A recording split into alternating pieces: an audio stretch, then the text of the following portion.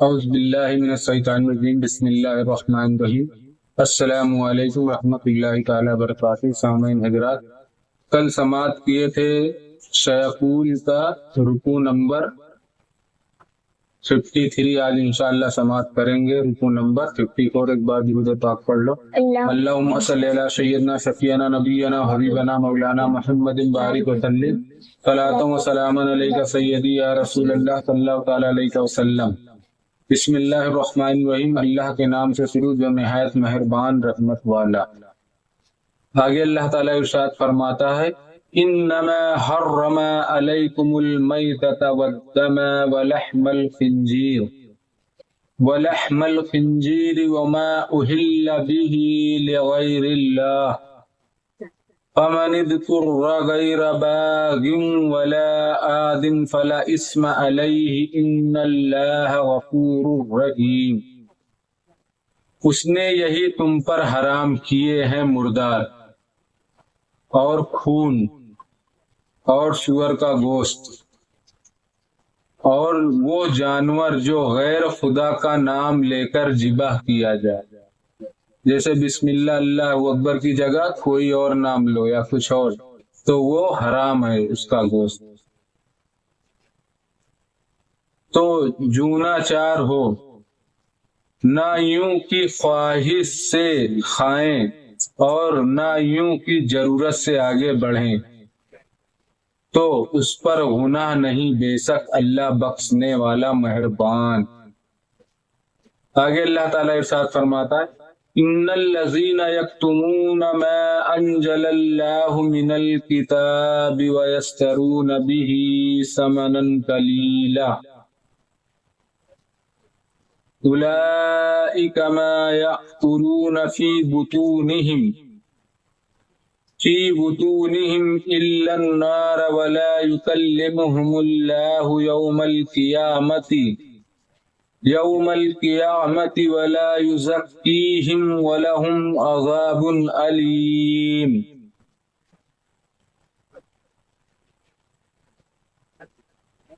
بخشنے والا مہربان ہے وہ جو چھپاتے ہیں اللہ کی اتاری کتاب اور اس کے بدلے ذلیل قیمت لے لیتے ہیں، وہ اپنے پیٹ میں آگ ہی بھرتے ہیں، اور اللہ قیامت کے دن ان سے بات نہ کرے گا اور نہ انہیں ستھرا کرے، اور ان کے لیے دردناک عذاب ہے۔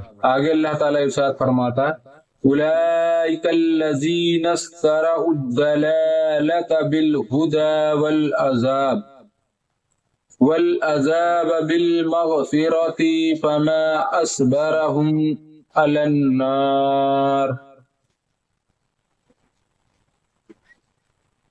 وہ لوگ ہیں جنہوں نے ہدایت کے بدلے گمراہی مول لی اور بخشش کے بدلے عذاب، تو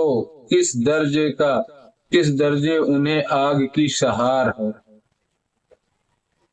شان نزول، مسئلہ اس آیت سے معلوم ہوا کہ اللہ تعالیٰ کی نعمتوں پر شکر واجب ہے۔ اللہ جو ہمیں نعمت عطا فرماتا ہے اس کا شکر ادا کرنا واجب ہے۔ جو حلال جانور بغیر ذبح کیے مر جائیں یا اس کو طریق شرع کے خلاف مارا گیا ہو، مثلاً گلا گھونٹ کر یا لاٹھی سے یا پتھر یا ڈھیلے گلے گولی سے مار کر ہلاک کیا گیا ہو، یا وہ گر کر مر گیا ہو، یا کسی جانور نے سینگ سے مارا ہو، یا کسی درندے نے ہلاک کیا ہو، اس کو مردار کہتے ہیں۔ یہ سب صورت ہے، تو ایسے جانور کا گوشت حرام ہے، کیونکہ یہ ذبح ہونے سے پہلے ہی مر گیا، اور اسی کو مردار کہتے ہیں۔ یہ گوشت جائز نہیں۔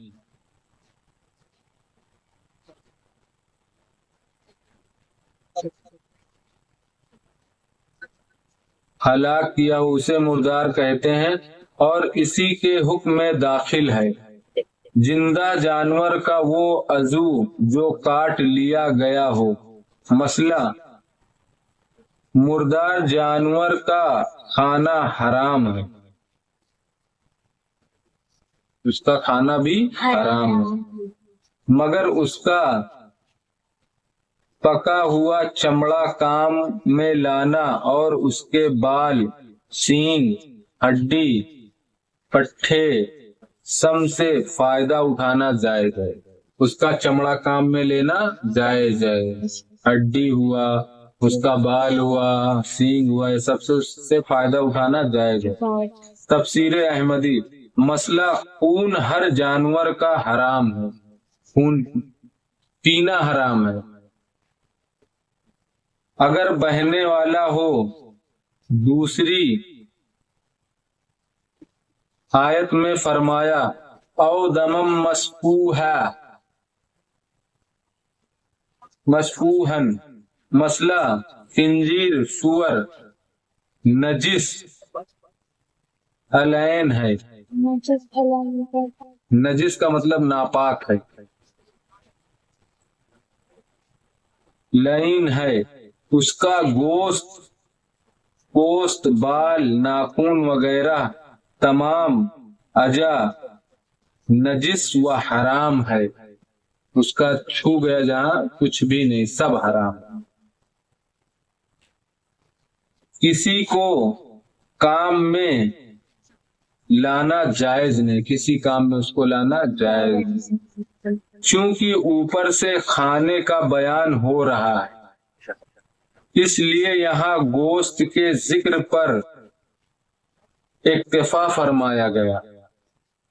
مسئلہ جس جانور پر وقت ذبح غیر خدا کا نام لیا جائے، خواہ تنہا یا خدا کے نام کے ساتھ اسے ملا کر وہ حرام ہو، وہ بھی حرام ہو جائے۔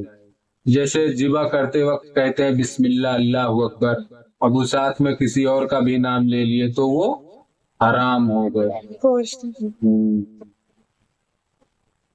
مسئلہ اگر نام خدا کے ساتھ غیر کا نام بغیر عطف ملایا تو مکروہ ہے، مطلب خدا کے ساتھ نہیں ملنا چاہیے نا، تو وہ بھی مکروہ ہے۔ مسئلہ اگر ذبح فقط اللہ کے نام پر کیا اور اس سے قبل یا بعد غیر کا نام لیا، مثلا یہ کہا کہ عقیقے کا بکرا، اللہ حقیقہ ہوتا ہے نا، علماء دین کا، یا جس کی طرف سے وہ ذبح ہے اسی کا نام لیا، جن اولیاء کے لیے ایصال ثواب منظور ہے ان کا نام لیا تو یہ جائز۔ جیسے بکرے کو ذبح کرنے سے پہلے ایسے ہو گیا کہ جیسے تم بول دیے یہ غوث پاک کا بکرا ہے، اور مگر ذبح کرتے وقت اللہ ہی کا نام ہونا چاہیے، بسم اللہ اللہ، اور ذبح کرنے کے بعد بھی بول دیا کہ یہ غوث پاک کا بکرا، تو یہ جائز ہے۔ اس طرح سے اللہ کے ساتھ نہیں۔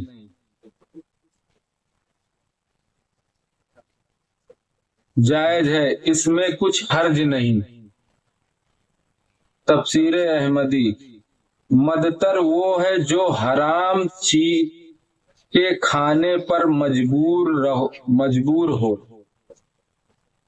اور اس کو نہ کھانے سے خوف جان ہو، خواہ تو شدت کی بھوک یا ناداری کی وجہ سے جان پر بن جائے اور کوئی حلال چیز ہاتھ نہ آئے، یا کوئی شخص حرام کھانے پر جبر کرتا ہو اور اس سے جان کا اندیشہ ہو، ایسی حالت میں جان بچانے کے لیے حرام چیز کا قدر ضرورت یعنی اتنا کھا لینا جائز ہے۔ اب جیسے کوئی حرام چیز ہے اور وہاں تم ایسی جگہ پہ ہو یا کہیں پہ بھی ہو کہ تمہاری جان چلی جائے گی اگر تم نے نہیں کھایا اور سامنے حرام چیز ہے، تو اتنا کھا سکتی ہو کہ جس سے تمہاری جان بچ جائے، بس اتنا۔ یا کوئی انسان ہے زبردستی کر رہا ہے، مار پیٹ رہا ہے، کھلا رہا ہے، تو پھر ایسی جگہ پہ اتنا کھا سکتے ہو کہ جس سے تمہاری جان بچ جائے۔ جائز ہے کہ خوف ہلاکت نہ رہے، مگر اپنے دل میں یہ چیز رہے کہ یہ حرام ہے، مگر جان بچانے کے لیے اللہ تعالیٰ اتنا چھوٹ دے دیتا ہے۔ شان نزول، یہود کے علماء ورثہ جو امید رکھتے تھے کہ نبی آخر الزماں صلی اللہ علیہ وسلم ان میں سے مبعوث ہوئیں گے، جب انہوں نے دیکھا کہ سید عالم محمد مصطفیٰ صلی اللہ علیہ وسلم دوسری قوم میں مبعوث فرمائے گئے، تو انہیں یہ اندیشہ ہوا کہ لوگ توریت و انجیل میں حضور کے اوصاف دیکھ کر آپ کی فرما برداری کی طرف جھک پڑیں گے اور ان کے نذرانے، ہدیے، تحفے، تحائف سب بند ہو جائیں گے۔ وہ لوگ سوچے تھے کہ آخری جو نبی ہے وہ ہماری ہی قوم میں مبعوث ہوئیں گے، ہاں پیدا ہوئیں گے، مگر اللہ تعالیٰ نے آپ صلی اللہ علیہ وسلم کو کہاں پیدا فرمایا؟ قریش میں، تو وہ دوسری قوم میں۔ تو وہ لوگ یہ سب سوچے کہ اگر سب ان کی طرف جھک گئے تو جو ہمیں ملتا ہے ہدیہ، تحفہ، تحائف، یہ سب بند ہو جائے گا، صحائف بند ہو جائیں گے، حکومت جاتی رہے گی۔ اس خیال سے انہیں حسد پیدا ہوا، ذلن اندر پیدا ہو گئی ان کے، اور توریت و انجیل میں جو حضور کی نعت و صفت اور آپ کے وقت نبوت کا بیان تھا، انہوں نے اس کو چھپایا، عوام سے، پبلک سے، ہاں لوگوں سے چھپا لیا۔ اس پر یہ آیت کریمہ نازل ہوئی۔ مسئلہ چھپانا یہ بھی ہے کہ کتاب کے مضمون پر کسی کو مطالعہ نہ ہونے دیا جائے، یہ بھی ایک طرح کے کتاب کا چھپانا ہو، جیسے کتاب پڑھنے ہی نہ دیا جائے تمہیں، تو تمہیں کیسے پتا چلے؟ نہ وہ کسی کو پڑھ کر سنایا جائے، جب تم کسی کو بتاؤ گے نہیں تو کوئی جانے گا نہیں، نہ دکھایا جائے، نہ کتاب دکھاؤ گے نہ تو اس کو پتہ نہیں چلے گا۔ اور یہ بھی چھپانا ہے کہ غلط تعویلیں کر کے معنی بدلنے کی کوشش کی جائے، اور یہ بھی ہے نا کہ ابھی تم معنی ہی بدل دو، اس میں لکھا کچھ اور ہے اور تم وہاں تعویل کر کے کچھ اور بتا دو، تو یہ بھی چھپانا ہی ہو گیا نا، کیونکہ جو خدا نے اتارا وہ تم نہیں بتا رہے ہو، تم الگ سے اپنے طرف سے بتا رہے ہو، ہاں یہ بھی چھپانا کے ہی اس میں آ جاتا ہے۔ اور کتاب کے اصل معنی پر پردہ ڈالا جائے، کتاب کے جو اصلی معنی رہتے ہیں اس پہ پردہ ڈال دو گی، یعنی دنیا کے حقیر نفع کے لیے اقفائے حق کرتے ہیں، کیونکہ یہ رسواتیں اور یہ رشوتیں اور یہ مال حرام جو حق پوشی کے عوض میں انہوں نے لیا، جو رشوتیں لیتے ہیں لوگ چھپانے کے لیے، پیسہ لیتے ہیں، یہ سب مال کیا ہے؟ حرام ہے، لیا ہے، انہیں آتش جہنم میں پہنچا دے گا۔ ایسا کرو گے تو ابھی نہیں، جب مرو گے تب تمہیں جہنم میں ہی پہنچ جائے گا، کیونکہ یہ تم نے غلط طریقے سے کمایا۔ کچھ مطلب یہ صرف اسی پہ دلالت نہیں ہے، غلط طریقے سے پیسہ کماؤ گے تو وہ حرام ہی رہے گا، کتاب نہیں اور بھی کوئی مسئلے ہو، کسی کا حق کھا جانا، کسی کا حق مار لینا، کسی کا پیسہ چوری کر لینا، کوئی تمہارے پاس کوئی چیز رکھ کے گیا، بعد میں لینے آیا تو تم بول رہے ہو تم نے مجھے دیا ہی نہیں ہے، تو یہ سب چیزیں جہنم کی ہی طرف لے کے جائے گا تمہارے. تو اس لیے نیک بنو، اچھے بنو، صاف ستھرے. باقی انشاءاللہ کل سماعت کریں گے رکوع نمبر 55. صدق اللہ العظیم. بسم اللہ الرحمن الرحیم. صلی اللہ علیہ نبی النبی وآلہ صلی اللہ علیہ وسلم. صلاۃ و سلام علیک سیدی یا رسول اللہ صلی اللہ تعالیٰ علیہ وسلم. یا اللہ یا رحمان یا رحیم یا مالک القدوس. یا اللہ ہم نے جو قرآن پاک کی تلاوت کی اس کا پڑھنا سننا قبول عطا فرما. یا اللہ اس کے پڑھنے میں کسی قسم کی غلطی گستاخی بے ادبی اپنے رحم کرم سے معاف عطا فرما اور ہم سب کو صحیح پڑھنے کی توفیق عطا فرما. یا اللہ ہم سب کو صراط مستقیم پہ چلا. یا اللہ ہم سب تیری بارگاہ میں توبہ کرتے استغفر اللہ ربی من کل ذنب واتوب الیہ. استغفر اللہ ربی من کل ذنب واتوب الیہ. استغفر اللہ ربی من کل ذنب واتوب الیہ. سبحانک ذی العزۃ عما یصفون وسلام علی المرسلین والحمد للہ رب العالمین. لا الہ الا اللہ محمد رسول اللہ صلی اللہ تعالیٰ علیہ وسلم. السلام علیکم ورحمۃ اللہ تعالیٰ وبرکاتہ.